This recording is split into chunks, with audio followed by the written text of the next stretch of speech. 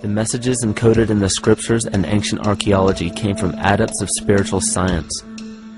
The intent was to teach the initiates the deeper meaning of these myths. What became later termed as Lucifer, Satan, or the devil was representative of the ego, which rivals the Lord, the representative of the self. The true self is the epicenter of a person's entire being. It is the total sum of everything that we are.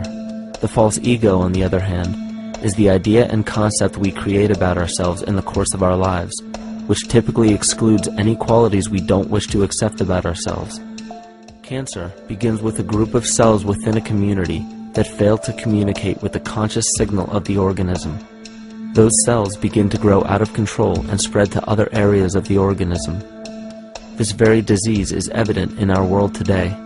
The cancer upon our earth is the domination of our false ego and our divorce from nature. The cancer upon our earth is the domination of our false ego and our divorce from nature. Every act of hatred and destructiveness in our world begins with self-hate and self-destructiveness, and that all begins with a breakdown in communication. Think of any position of power that you believe to be above you. Royal families, government leaders, the United Nations, financial organizations, corporate monopolies, and media juggernauts. These are all facets of our false ego. They are the physical advent of our own sickness.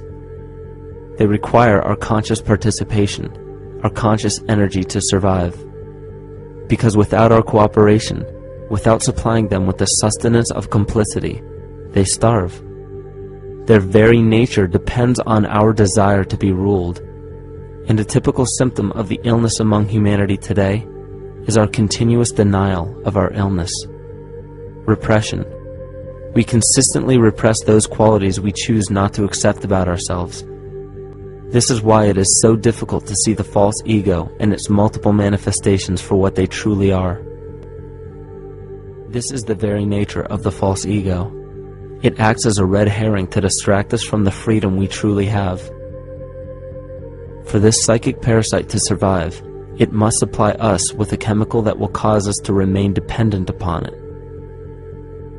In this case, the sustenance is our conscious energy. And in order for us to feed it to the parasite, the chemical of fear causes humanity to crave protection and defense. And if the parasite can control the nature of the fear, it can then create a fear among us that only it can defend us against. It also works the same in every individual psyche.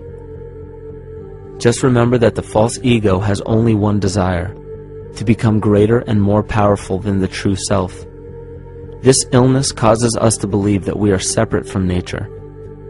This is why we see such a rise in the dependency of technology. This is why we see such little stewardship for the earth and the environment. And this is why we see bigotry, racism, sexism, and every other form of discrimination possible that leads to crime, violence, wars, and eventually, the global destruction of the organism. This endless state of fear, confusion, and segregation our world seems to live in is a symptom of the false ego creating a false threat.